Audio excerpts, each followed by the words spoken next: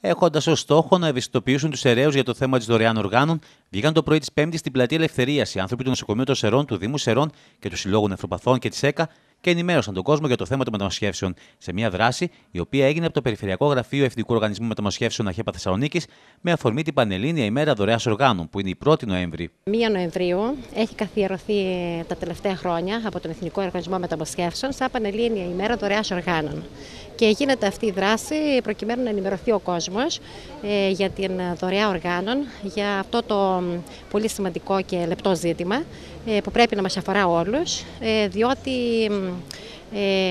είναι ένα θέμα βέβαια εντελώς προσωπικό, αλλά παράλληλα θα πρέπει να τονιστεί ότι η πιθανότητα να γίνει κάποιος λήπτης οργάνου, να χρειαστεί δηλαδή κατά τη διάρκεια της ζωής του κάποιο όργανο προς μεταμόσχευση, είναι πολύ περισσότερες οι πιθανότητες από το να δώσει, να βρεθεί υπό συνθήκες. Στα πλαίσια της ενίσχυσης του εθελοντισμού για την δωρεά οργάνων, κάνουμε αυτή την εκδήλωση σήμερα, όχι μόνο εμείς, σε όλη την Ελλάδα. Θα πρέπει να σας πούμε το Νοσοκομείο Σερών πέρυσι που είχαμε μια περίπτωση δωρεάς οργάνων από Σεραίους συμπολίτες μας, τιμηθήκαμε και με την παρουσία του Υπουργού που έδωσε συγχαρητήρια και στην οικογένεια αλλά και στους γιατρούς μας που ανέλαβαν αυτή την λεπτή διαδικασία. Το Νοσοκομείο Σερών ήδη έχει αποστείλει σε όλους τους δήμους, στους δημάρχους και στο Προεδρείο του ΚΤΕΛ και στους Σωματείο των Ταξιτζίδων για να μας υποδείξουν χώρους που θα μπορούμε να τοποθετήσουμε διαφημιστικά όσον αφορά την προώθηση όχι μόνο για τη δωρεά οργάνων αλλά και για την εθελοντική αιμοδοσία. Αυτή η πράξη έχει ένα τελείως προσωπικό χαρακτήρα με συνειδητή επιλογή. Για τους μεταμοσχευμένους είναι μια καλύτερη ποιότητα ζωής και ηθικά αναβαθμίζονται και περισσότερο ηθικά. Θεωρώ ότι η ευγνωμοσύνη είναι περισσότερο στους δωρητές, αυτοί που στηρίζουν τη δωρεά οργάνων. Συμμετέχουμε σήμερα σε αυτή την δράση σε συνδυασμό μαζί με το Περιφερειακό Γραφείο του Εθνικού Οργανισμού Μεταμοσχεύσεων και με την κυρία Χατζηπανταζή, που είναι η υπεύθυνη συντονισμού μεταμοσχεύσεων στο Νοσοκομείο Σερών. Ο σκοπός αυτής της δράσης είναι να ενημερώσουμε το κοινό και να ευαισθητοποιήσουμε τους αιρέους συμπολίτες μας πάνω στο θέμα της μεταμόσχευσης. Πιστεύω ότι υπάρχουν κάποια σημεία καμπόνος, συμβαίνουν κάποια περιστατικά τα οποία ευαισθητοποιούν αμέσως τον κόσμο. Θα θυμίσω στον κόσμο το περιστατικό του μακαριστού Μακαριωτά. Όπως τονίζει η κυρία Χατζηπανταζή, ο αριθμός των δωρητών οργάνων στον νομό Σερών έχει αυξηθεί. Τα όργανα τα οποία δίνονται είναι πάρα πολλά. Σημειωτέων ότι ένα μόσχευμα ένας δότης μπορεί να σώσει έως 20 ανθρώπους, γιατί είναι πάρα πολλά τα όργανα που μπορούν να δοθούν. Η αγάπη, ο αλτρουισμός και η δοτικότητα που πρέπει να έχει ο κάθε ένας είναι πολύ σημαντικά προκειμένου να επιτευχθεί αυτή η διαδικασία της μεταμόσχευσης, αυτού του ιατρικού επιτεύγματος. Χωρίς μοσχεύματα δεν γίνεται τίποτα, λογικό.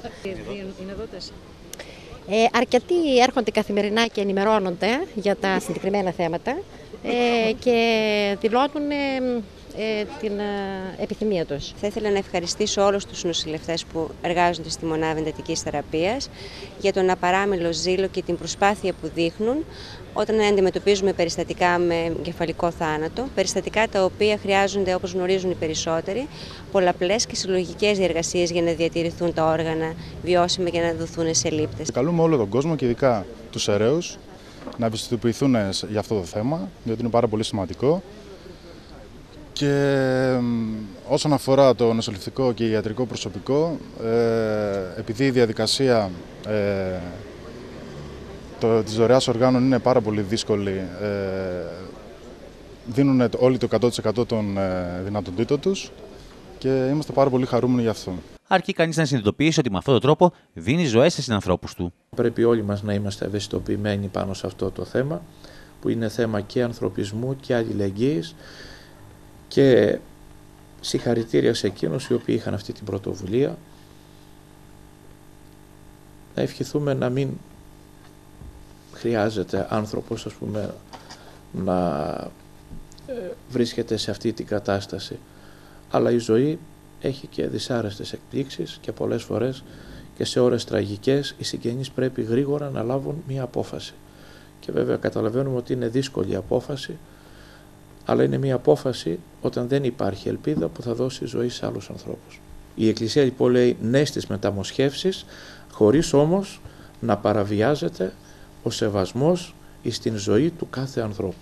Αλλά αυτό είναι ένα θέμα το οποίο πρέπει η ιατρική κοινότητα να το ορίσει και να το διευκρίνει. Πότε δηλαδή επέρχεται ο θάνατος στον άνθρωπο. Η δωρεά οργάνων και οι μεταμοσχεύσεις αποτελούν την ύψιστη μορφή εθελοντισμού.